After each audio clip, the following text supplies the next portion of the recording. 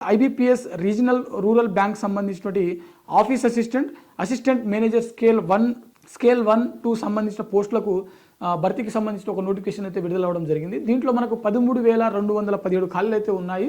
So వీటికి సంబంధించినటువంటి office assistant పోస్టులు, అంటే ఈ నోటిఫికేషన్లో ఆఫీస్ అసిస్టెంట్ పోస్టులు చూసినట్లయితే 7,972 ఖాళీలు ఉన్నాయి. దాంతోపాటుగా స్కేల్ 1 ఆఫీసర్ సంబంధించిన పోస్టులు అయితే 3,907 ఖాళీలు అయితే ఉన్నాయి. అయితే వీటికి సంబంధించినటువంటి ఎగ్జామినేషన్ మనకు 2026 జనవరిలో జరిగేటువంటి అవకాశం ఉంది.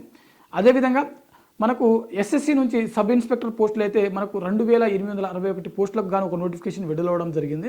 వీటికి సంబంధించినటువంటి ఎగ్జామినేషన్ కూడా మనకు జనవరి 2026లో జరిగేటువంటి అవకాశం ఉంది.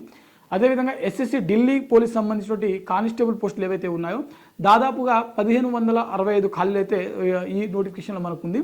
దీనికి సంబంధించినటువంటి ఎగ్జామినేషన్ కూడా జనవరి 2026లో జరిగేటువంటి అవకాశం ఉంది.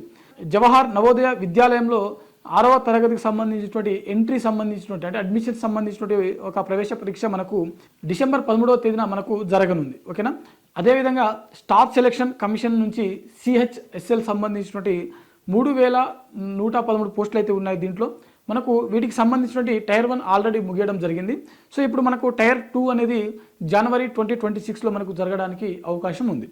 అదేవిధంగా స్టాఫ్ సెలక్షన్ కమిషన్ నుంచి జూనియర్ ఇంజనీర్ సంబంధించినటువంటి 1,340 పోస్టులకు సంబంధించిన ఒక ఎగ్జామ్ అయితే మనకు ఇది కూడా జనవరి 2026లో జరగడానికి అవకాశం ఉంది. అదేవిధంగా national hospitality teachers eligibility test సంబంధించినటువంటి చివరి తేదీ మనకు దరఖాస్తుకు నవంబర్ 30వ తేదీ వరకు ఉంది.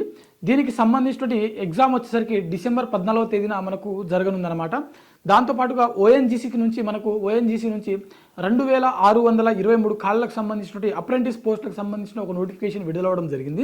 వీటికి సంబంధించినటువంటి దరఖాస్తు ప్రక్రియ నవంబర్ 17వ తేదీన మనకు ముగియడం జరుగుతుంది. సో దరఖాస్తు చేసుకోవాలనుకునేటువంటి అభ్యర్థులు ఎవరైతే ఉన్నారో వారు నవంబర్ 17 లోపు ఓఎన్జీసీ సంబంధించినటువంటి వెబ్సైట్కి వెళ్ళి మీరు ఈ అప్రెంటిస్ పోస్టులకు దరఖాస్తు చేసుకోవచ్చు. దాంతోపాటుగా కామన్ లా అడ్మిషన్ టెస్ట్ క్లాట్ సంబంధించినటువంటి నోటిఫికేషన్ మనకు 2026 సంబంధించిన నోటిఫికేషన్ అయితే మనకు రిలీజ్ అవ్వడం జరిగింది. దీనికి సంబంధించినటువంటి ఆఫ్లైన్ ద్వారా మనకు రాత పరీక్ష అనేది కండక్ట్ చేస్తారు.